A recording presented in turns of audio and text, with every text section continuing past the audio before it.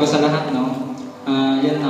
Nagpapasalamat ako kasi meron akong magulang na gaya ng mama ko tsaka ng daddy ko kasi although na alam niya naman sa pamilya minsan may saganang buhay, dumarating yung panahon na nawawala rin yung sagana, pero yung pamilya namin patuloy na nandoon pa rin, patuloy kami binabangon.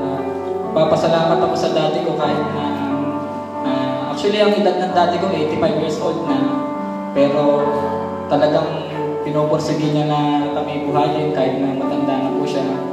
At yun, nagpapasalamat ako kasi sa daddy ko dahil hindi siya kagaya ng ibang ama na madaling sumuko sa buhay. Tsaka yung daddy ko po napakabait po nito.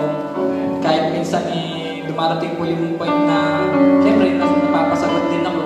Hindi po siya kagaya ng ama na talagang nagagalit din mo. Tumatahimik po siya, kaya nga po nagpapasalamat ako sa Panginoon dahil meron akong magulang na ganito. Tsaka sa mama ko dahil sinuportahan nila ako sa kasal na ito at dumayo po sila dito sa Laguna. Yun lang po yung pinapasalamatan ko sa Panginoon at sa mga dumalo po dito. Maraming salamat. Okay, maraming salamat.